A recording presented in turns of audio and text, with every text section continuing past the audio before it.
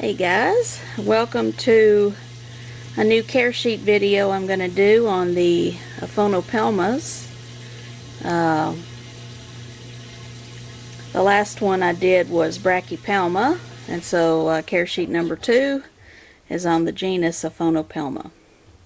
Now I only have 3 different species of Aphonopelma. I have 2 of the Simani. This one here is the Aphonopelma Simani, the Costa Rican zebra. And just like I said in my last care sheet video, this is how I do it. It works for me. People might do it differently out there, but if your tea is thriving and seems happy and is eating and drinking and all that good stuff, then you must be doing something right. So this is what I do. I keep the Simani in a large shoebox enclosure. This is a subadult, so this is a perfect size for this one. And you can provide a hide if you want to, although mine doesn't use a hide much. It's either out in the open or it's just busy bulldozing down here.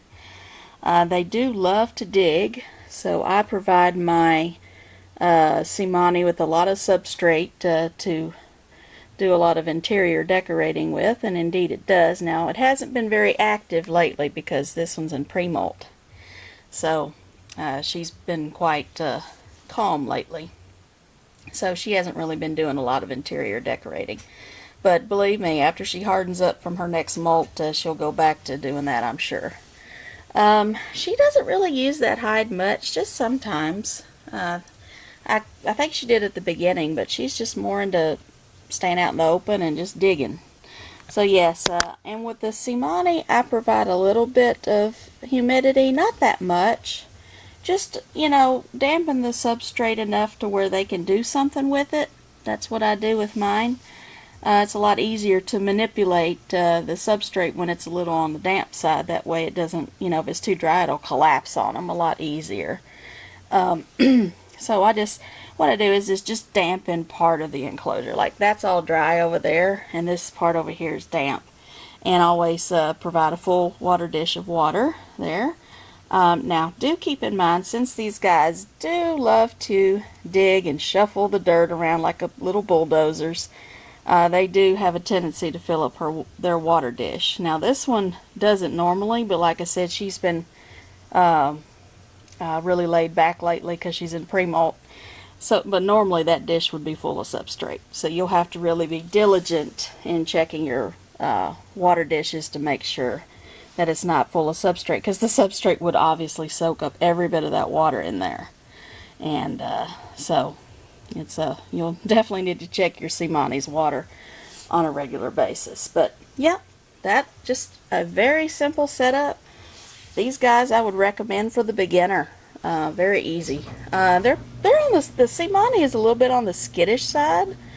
They're kind of moody like the Grammostolas. One day they might allow you to handle them, the next day they tell you to back off. So that's just what I've noticed with mine anyway. But there you go. So there's my larger Aphonopelma Simani. Alright, let's take a look at my juvie size one. Here's my juvie Aphonopelma Simani, Costa Rican zebra.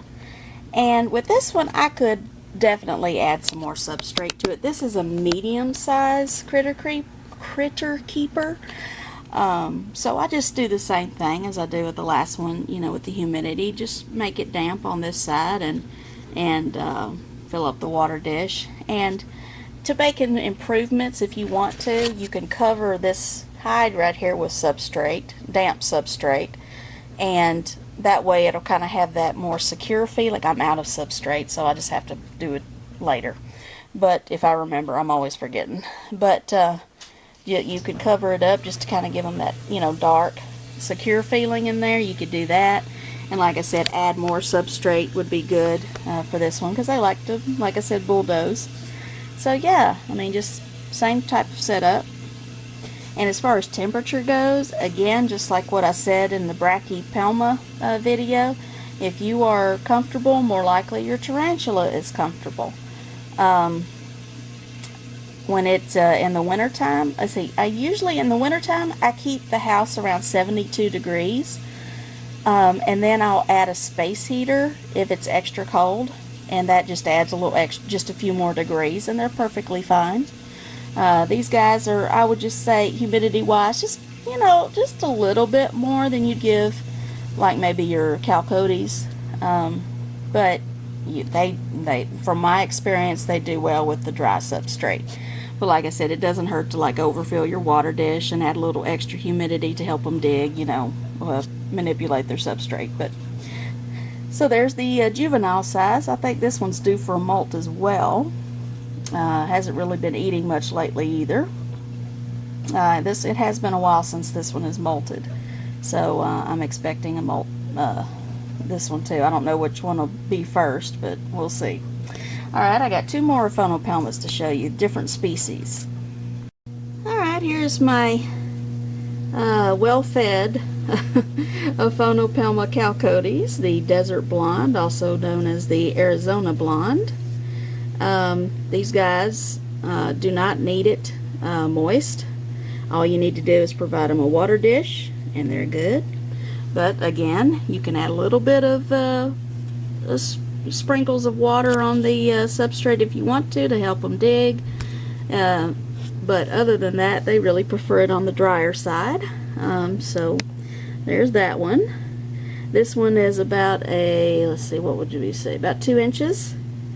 So early juvie stage, I guess you could say. Very easy to care for, very long-lived. Actually, these guys are pretty docile. I mean, compared to your Simanis, I think these guys are a little more handleable compared to the Simanis if you're into handling your tarantulas. But again, personalities do vary. You never know, you may come across a defensive chalcodes, but from what I've seen and my experience with this one, I haven't had any defensiveness at all. I mean, they just run away if they feel spooked. But anyway, so that's how you do with that one. And let me tell you this, if you get a sling, expect to have it in sling form for a long time. These guys grow so slowly, and they're not one of the best eaters either. So expect a long-lived tarantula, which is the good thing about having a slow-growing species. They're long-lived, but yeah, and they're not the best eaters, but they're just really cool, you know. Very sweet. Nice looking tan, mixed tan and black and dark browns mixed together.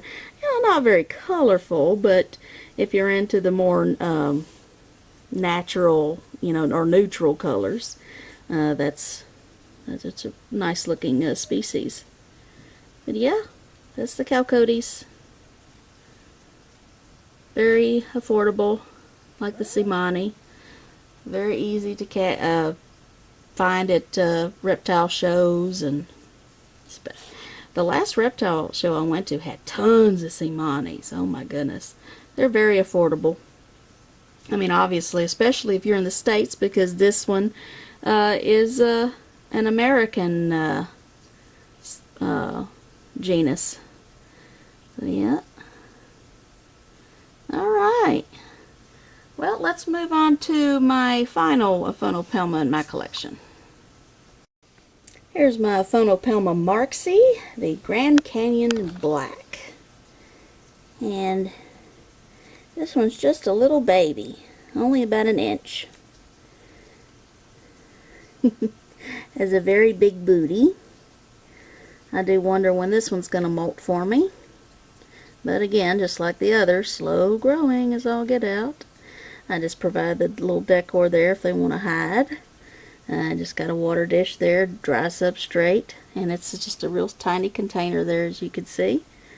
But yeah, now this one is probably like the Simani. It's kind of hard to tell when they're this small, because all slings have a tendency to be a little runny.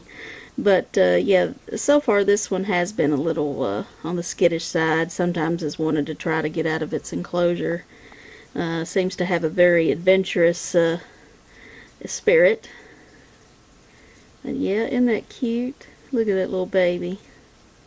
These guys get to be a real nice velvety black color. Really pretty if you're into black tarantulas.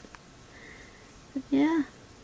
But I don't know when we'll start to see the black coloration. Right now it's just like a lot of slings, kind of that drab brownish tan color. But yep, I really love the Aphonopelmas. They're really cool teas. There you go. So yeah, Aphonopelma, totally recommend for the beginner. Easy to care for, very hardy, long-lived. The only thing that I don't like about them is that they're not the best eaters. That's about the only thing I don't like. It's cool that they're slow growers. I mean, yeah, I'm a little impatient. I just wish they'd hurry up and grow. But at the same time, I'm like, well, then it wouldn't live as long. So I want it to be a slow grower so I can have it a long time, right? And there you go. Alright, well, there's really not much else to say about this genus. So I'm going to have some videos coming up soon. I'm going to be doing a trade with a friend. As you know, I have 3 Theraphosa sturmies, and I'm going to trade my middle-sized one, not large Marge, because she's my special one, but I will be trading my female one, which just molted, and yes, I have now 3 Theraphosa sturmy females. I don't need 3 of them. So I'm going to make a trade with a friend, and I'm going to get 5 babies, actually 4 baby spiders in return, and 1 adult scorpion. So yes, I'm really excited about that. So my next video will be probably just like a video of random stuff, and also the shout outs for February. And I will also do the Theraphosa sturmy packing video, because this will be my 2nd spider I've ever packed. So that should be fun. And that's all we got on the agenda for right now, and then pretty soon we'll do the sling feeding video. So alrighty, well, that's it for now. We'll put this little guy or gal back very carefully. There we go. Alright, so stay tuned for the boxing video of the Theraphosa and the shout out video for February. Alright, thanks guys.